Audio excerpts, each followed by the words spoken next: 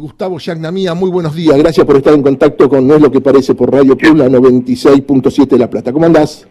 Bien, ¿qué tal? ¿Cómo estás vos? Bien, la verdad, y la verdad, un gusto, y la verdad, un verdadero, como, mira, antes que vos, y la alargué la nota, por eso también se atrasó la tuya, o sea, la saqué a 1000 semanas, y la verdad, digo, hablar con ustedes, digo, da placer porque, son tipos que piensan, tipos que producen pensamiento, y creo que a la Argentina le hace falta mucho de eso, ¿no? Digo, salir de ese acartonamiento, salir de alguna mediocridad, digo, bueno, que también es bueno, te agradezco mucho lo que estás diciendo, estas palabras tan elogiosas. No, porque así digo, yo cuando hablaba hoy con Emil, se decía, digo, se le dice a los médicos doctores, se le dice a los abogados doctores. En la Ciudad Autónoma de Buenos Aires hay hasta una resolución del Colegio de Ciencias Económicas que a los contadores se les dice doctores. Tienen un título... No son doctores. Claro, vamos a decir así, tienen un título de grado y no es poca cosa recibirse en la universidad, pero ser doctor es realmente un esfuerzo enorme. Digo, o sea, el trabajo de tesis doctoral, el trabajo de tesis de una maestría, uno lo zafa, pero en la tesis doctoral no, tenés que aplicarte mucho y en serio, digo.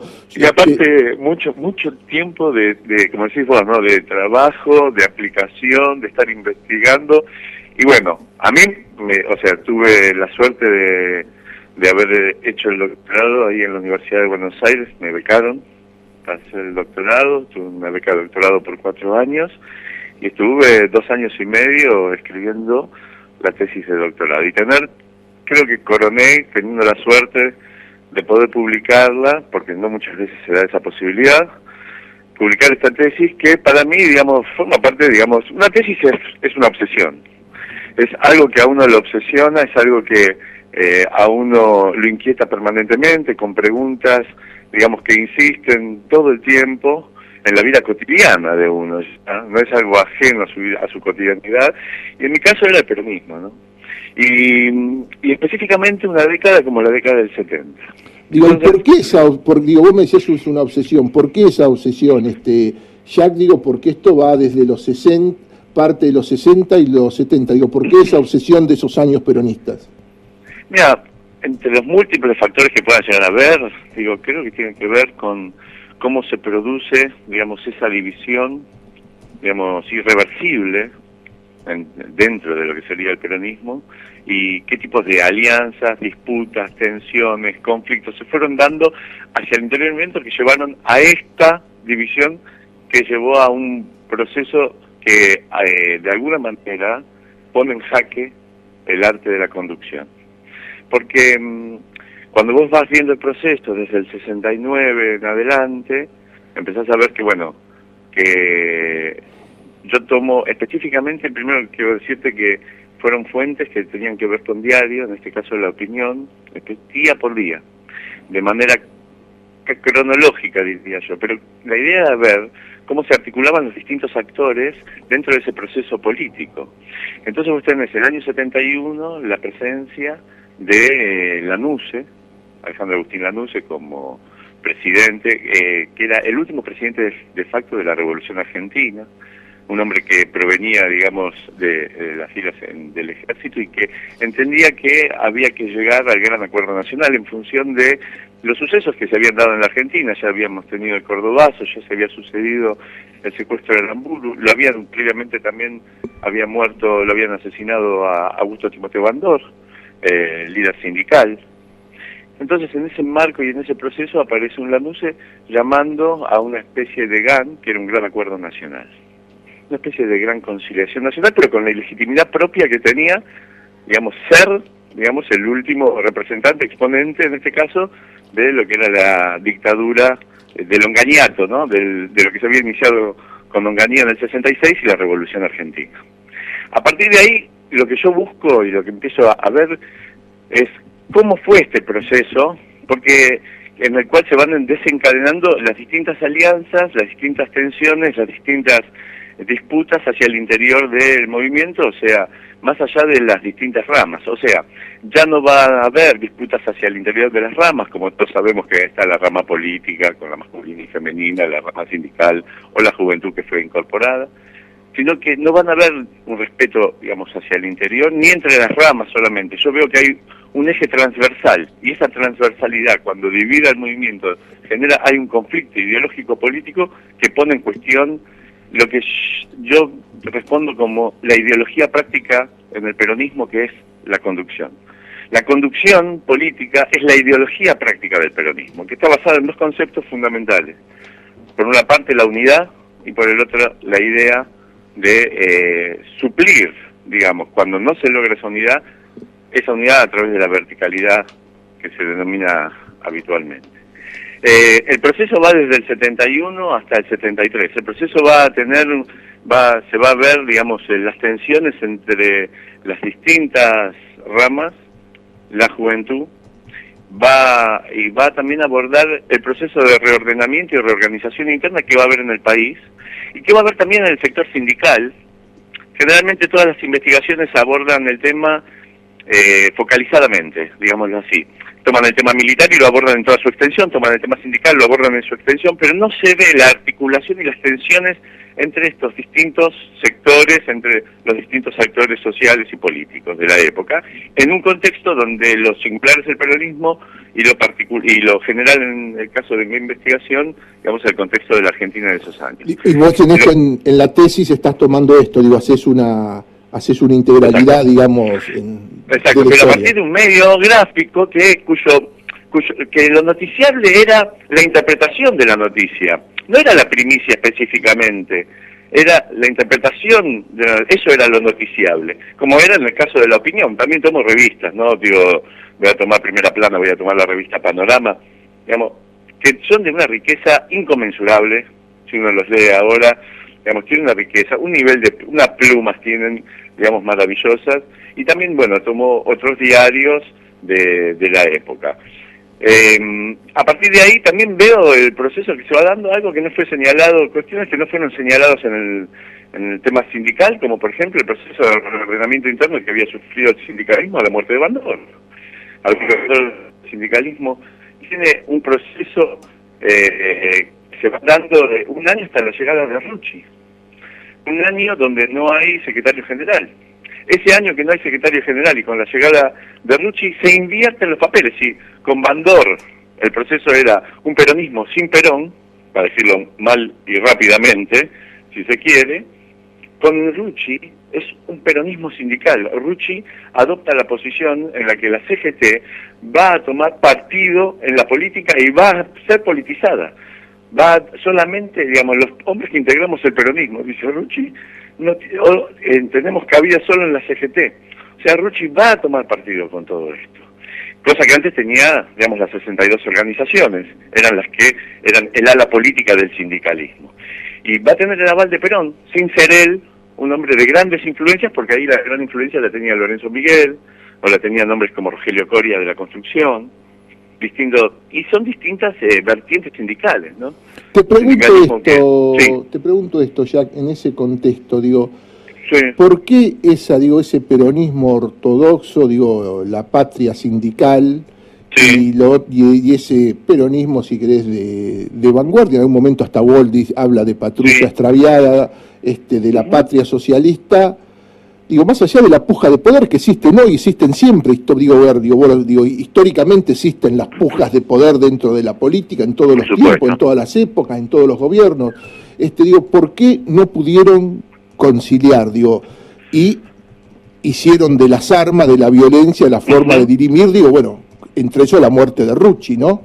Sí, está bien la pregunta, porque tiene que ver también, digamos, en este caso, en lo personal, creo que tiene que ver con una cuestión que es, en la búsqueda de esa unidad que Perón pretendía, habían dos conceptos centrales, digamos, políticamente. Uno, que podríamos decir, era el socialismo nacional. Un concepto sumamente complejo, que en el modo de interpretación de Perón, ese concepto, digamos, no era más que el justicialismo adaptado a la época. Perón nunca piensa en la apropiación de los medios de producción, Perón nunca piensa en la apropiación de la propiedad privada, en ningún momento. Esa interpretación, digamos, la socialista, digamos, la puede tomar la juventud de otra manera, pero Perón había desatado esto. Perón le cabe la responsabilidad en relación a este tipo de interpretación. Así como otros actores lo interpretaron distinto. Por ejemplo, Encuadramiento de la Juventud, que eran los famosos Demetrio, lo entendían el socialismo nacional como el nacional justicialismo. Digamos, cada uno tomaba libremente esa interpretación o la ajustaba, pero en realidad tenía que ver con o Galimberti decía, bueno, es un socialismo a la criolla. Digo, pero lo que tenía que ver básicamente era con un concepto de justicialismo en una época donde había una emergencia, digamos, del concepto de los socialistas. Ahora, esto tuvo que ver con vidas, como decís vos, tuvo que ver con personas, digamos, tuvo que ver con jugársela. Las firmas no son menores, pero no muerte, me parece que son firmas que terminan documentos y cartas que hablan de vida o muerte, digamos. O sea, no, la política cuando aparece la violencia no tiene lugar. Digo, esto pensándolo y también en este contexto de época, a través del fallecimiento del dictador, no hay lugar cuando aparece la violencia, no hay lugar cuando aparece, digamos, la lucha armada, no hay lugar para la política. La política significa conflicto, pero dentro del conflicto también diálogo, consenso, discusión, artilugio, acuerdos, tensiones, por supuesto, pero nunca pensar al otro como un enemigo, sino pensarlo como un adversario político, no como un enemigo al que hay que combatir. Entonces, bueno, la época también me parece que la emergencia de las organizaciones armadas también era significativa dentro de esos años. Digamos, ya sea desde el cristianismo, o con grupos como, qué sé yo, Montoneros tienen su origen cristiano, ya sea como el Ejército Revolucionario del Pueblo, el ERP. Me parece que, digamos, ahí hay una tensión, pero por demás. Pero lo peor de todo, creo que se sucede hacia el interior del peronismo con el regreso de Perón. El regreso definitivo de Perón, el 20 de junio de 1973, al día siguiente va a dar un discurso que marca un antes y un después. Marca un antes y un después en relación al peronismo. Digamos, porque ya con su presencia y su palabra, ¿sí? Digamos, ya no había lugar para dudas, ya no había lugar para otras interpretaciones. Hay que volver al orden constitucional, dice, y está en pleno gobierno de Cámpora cuando está diciendo esto, ¿no? O, por ejemplo, nosotros somos justicialistas, levantamos una bandera tan distante de los imperialismos dominantes. Digo, son frases, digamos, que son contundentes. Yo creo que no quiso ser interpretado por la juventud en su momento, no fue interpretado por la juventud en su momento. De hecho, Perón vuelve de Ezeiza, después de todo un dispositivo y un operativo donde no va a descender en Ezeiza, donde va a ir a Palomar, y esa masacre que se produce en Ezeiza, digamos, entre la juventud y grupos armados de la derecha peronista, en sintonía con, digamos, con gente de...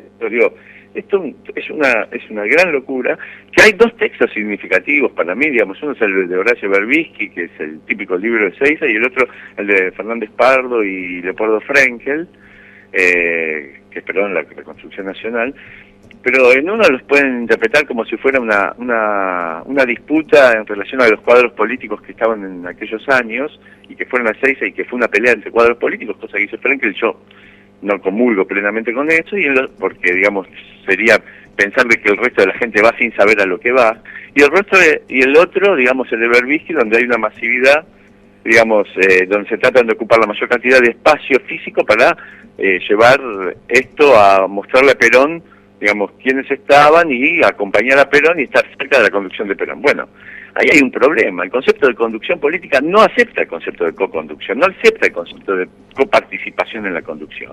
El que es conductor es el conductor estratégico, por eso yo digo que la conducción es el concepto, la ideología práctica del peronismo. Quien conduce, no hay otro más que pueda llegar a conducir. Yo creo que ahí hay un quiebre. Ahí se va a producir empieza a quebrarse algo, que va a terminar de quebrarse seguramente con la salida de los grupos de peronismo de izquierda y montoneros y demás de la plaza, después ya en el 74. En la presentación de tu libro que se hizo acá en La Plata, que se hizo en el Salón Dorado de la Gobernación, a mí me pareció muy inteligente lo que dijo Oscar Cuartango, que él vivió esa época, él era un joven en esa época. Y Cuartango en tu libro dice, el libro marca un antes y un después. el regreso definitivo del general Perón al país y explica desde una lógica muy simple las distintas actitudes del líder. Perón en el exilio a 12.000 kilómetros de distancia debía manejarse con lo que tenía y como podía, tratando de aglutinar lealtades para derrocar el régimen y obligarlo a convocar elecciones. En tanto, una vez muchas interpretaciones, muchas interpretaciones en relación a esto que dice Cacho Cuartango, que no, me pareció muy inteligente, muy inteligente, digo, y hasta transgresor, ¿no? Porque digo, creo que voy a decir esto, digo, yo en un programa hacia atrás con un diálogo con un invitado acá en el piso, me atreví a contar alguna cosa, digo que Cuartango era un militante en esos años, después deja de militar y acompaña al peronismo desde su labor de abogado laboralista, pero en esos años Cacho Cuartango era un militante. Total, sí, totalmente, y aparte que, digamos, es lúcido lo que dice, porque, digamos, en realidad va, digamos, en detrimento de aquellas hipótesis que sitúan a un Perón, digamos, que tiene la capacidad de pendularidad y de abrazar con el brazo izquierdo del brazo derecho, y no es así. Perón a 12.000 kilómetros de distancia, digamos, ese arte de la conducción, digamos, no es una cuestión pendular. Iban a Perón y lo que se trataba de hacer era generar la mayor cantidad de aglutinamiento para lograr la unidad. Estoy completamente de acuerdo con lo que dice Cacho Cuartango. Y la otra parte de lo que dice, después dice, bueno, vuelto al país y ya en el ejercicio del poder, adoptó posiciones que no se compadecían. Esto, digo, me parece, digo, lo muy honesto intelectual de Cuartango, ¿no? Que es como que recuerda a aquel muchacho militante de esos años. Y se adoptó posiciones que no se compadecían en un todo con las que había tomado la distancia. Cuando se desplegaron esas pasiones, porque a la distancia se desplegaron una serie de pasiones, donde también hubieron malinterpretaciones en relación al tema. Pero más allá de eso, ¿qué es lo que uno puede hacer, digamos, cuando se desplegaron las pasiones y ya está todo desplegado? Por ejemplo, yo fui a ver un documento que era el documento de Montoneros, que le manda una carta a Perón en el año 71. Es una correspondencia que le manda Perón, y ya desde esa correspondencia dicen: nosotros no vamos a ser, digamos, la opción táctica del movimiento, nosotros somos la opción estratégica. La definición de opción estratégica, ¿quién la da? ¿La da Perón o uno se atribuye ese lugar? Es todo un tema ese también de definición, y yo creo que mantuvieron esa idea. La idea era no ser la válvula de escape de lo que era el gobierno de Lanús en aquellos años, pero, digamos, se autodefinen a sí mismos como esa opción estratégica, y yo creo que mantuvieron esta idea durante todo el proceso histórico de estos años, de esos años. Sí, donde ahí hay una frase muy loca de Firmenich, digo, ya vuelta a la democracia en esos años, que dice, bueno, que lo que da poder es el fusil, palabra más, palabra menos. No, claro, y Perón les había advertido también, Carlos, Perón les había advertido, porque hay un reportaje que le hace Felipe Piña a Firmenich, ahora, actual, y él cuenta, digamos, la anécdota que les anticipa Perón. Perón les dice: ustedes conocen cuando todavía, digamos, se está conformando el gobierno de Cámpora, todavía Cámpora ganó las elecciones, pero aún no está conformado el gobierno. Y ellos van con Montoneros, va y tienen un encuentro con Perón afuera, tienen un encuentro con Perón en España. Y dice: ¿ustedes conocen la anécdota? Dice, del padre judío, cuando el chico cumple bar mitzvah, que es cuando tiene 13 años que se hace hombre. Bueno, resulta que Samuel cumplió el bar mitzvah, dice, y el padre le dice: andá ahí arriba, busca un regalo que yo te dejé arriba del mueble. Entonces el chico agarra, va a la escalera, se sube, busca, y dice: acá no hay nada, papá. Y el padre se amarrea a la escalera y se cae, el chico. Y dice: este es el regalo que te hago. Aprende a no confiar ni a tu propio padre. O sea, digo, esto fue contado por Firmenich. Digo, no es que yo lo estoy inventando. Digamos, ya había, digamos, un antecedente, digamos, dicho por parte de Perón en relación a cómo iba a proceder, en relación a cómo se estaban a su procedimiento en relación a los grupos armados, con su regreso a la Argentina.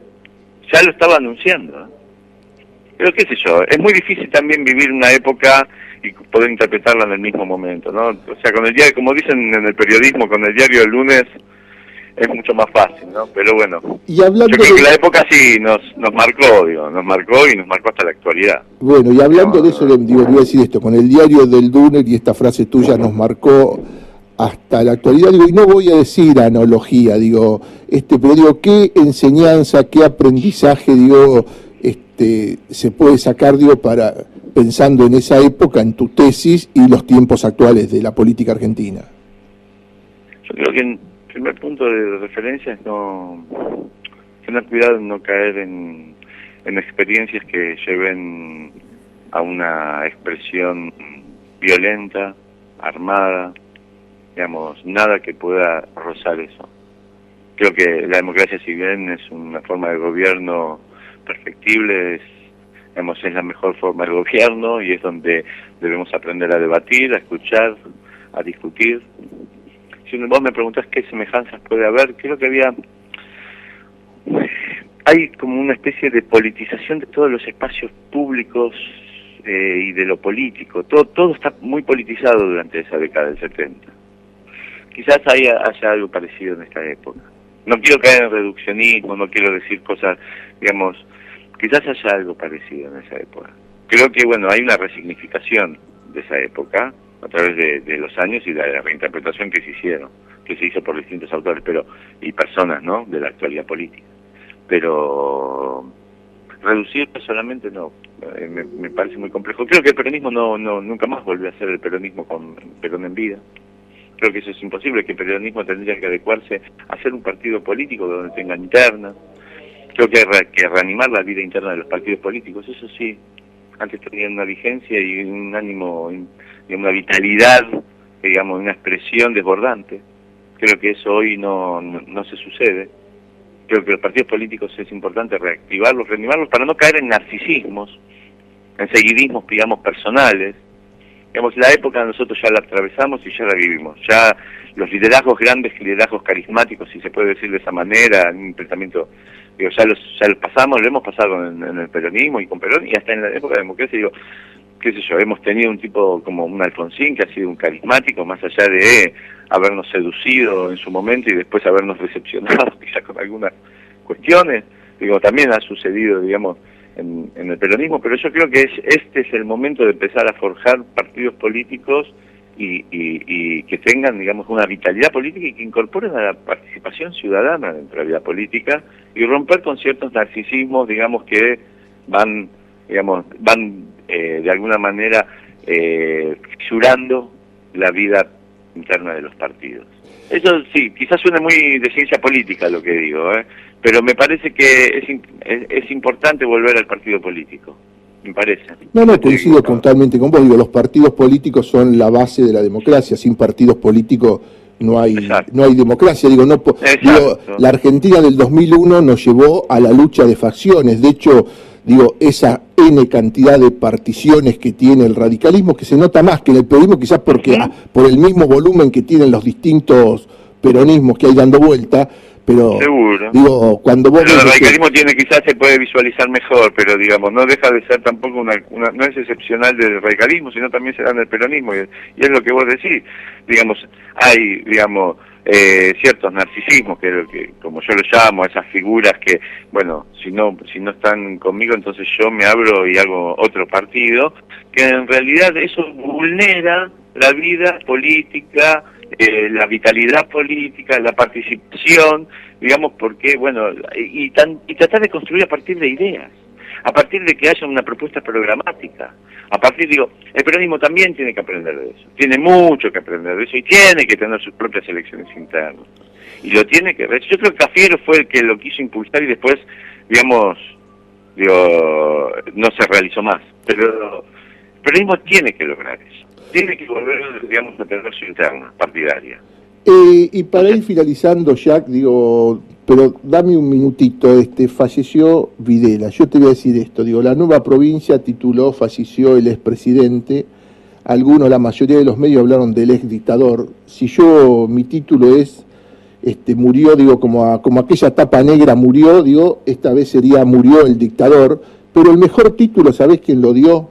Lo dio Juan Courel, ahí el vocero de Scioli, en un texto de 1, 2, 3, 4, 5 o 6 líneas que termina, que él cuenta que en su familia cuando él era chico le decían que era el diablo, que Videla era como el diablo. Entonces dice, ver al diablo morirse, en realidad murió el diablo, digo, ese sería el, digo, del texto de Courel el título sería Murió el diablo, digo, me pareció increíble el texto de Juan Courel, digo, porque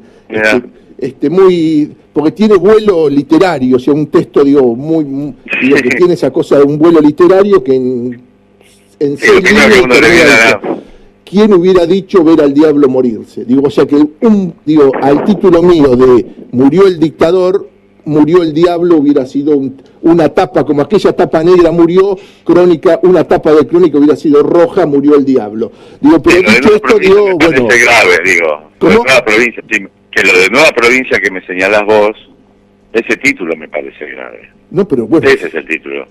No, ese es el título grave, digo, pero el otro, digo, el título, digo, social, positivo, sí, pero ni hablar, por supuesto, el de Juan está muy bien y en realidad uno no puede menos que, o sea, en lo personal, ¿qué quieres que te diga? Para mí una persona despreciable, un genocida, alguien que cercenó, digamos, familias, personas, vidas, desapariciones, digamos, alguien que generó, implementó junto con una junta militar, Videla, Marcela, Agosti, digamos, llevaron adelante lo que fue esa dictadura, una dictadura más sangrienta de la Argentina.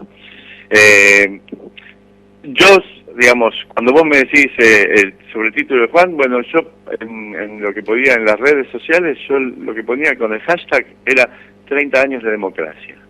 Digo, creo que es lo que más tenemos que cuidar nosotros los argentinos, creo que tenemos que tener memoria más que nunca, creo que lamentablemente se llevó a muchas cosas porque no fue capaz de arrepentirse de todo lo que hizo, Videla, no fue capaz de arrepentirse, de pedir perdón, más allá de estar rezando ante el crucifijo, digamos, como lo hacía habitualmente, o de ir a misa los domingos, pero creo que tiene que quedar en la memoria de la Argentina lo que fue la dictadura militar, y esto tiene que ser transmitido de generación en generación, para que no nos vuelva a suceder, y por eso, digamos, las preocupaciones lógicas, ¿no? Cómo seguir fortaleciendo la democracia, cómo seguir trabajando con los partidos políticos, cómo seguir desarrollando una mayor participación ciudadana para que haya mejor justicia social, más justicia social, si se quiere, en la Argentina. Pero me parece que se trata un poco de todo eso. Jack, la verdad, muchísimas gracias por esta hermosa larga nota. Es un gusto hablar contigo. Y voy a decir esto, esto lo hablamos, ahora te jodí la vida. Porque esto lo hablamos fuera del aire, digamos, lo hablamos alguna vez de pasada en algún pasillo, y yo te decía, Jack, te quiero tener de columnista, de esto que hiciste sobre la parte final, ahí, llamarte, y que ahí, tu reflexión, tu pensamiento semanal, me va a encantar. Sí, sabes que sos una debilidad conmigo, dale, ¿cómo que no? Me va a encantar, me va a encantar. Tomemos un café en la semana y ya vemos de arreglar una vez cada 15 días, charlar y salir al aire. Te pido, no me cobres caro, Jack. Che, un gran abrazo, buen domingo y nos vemos durante la semana.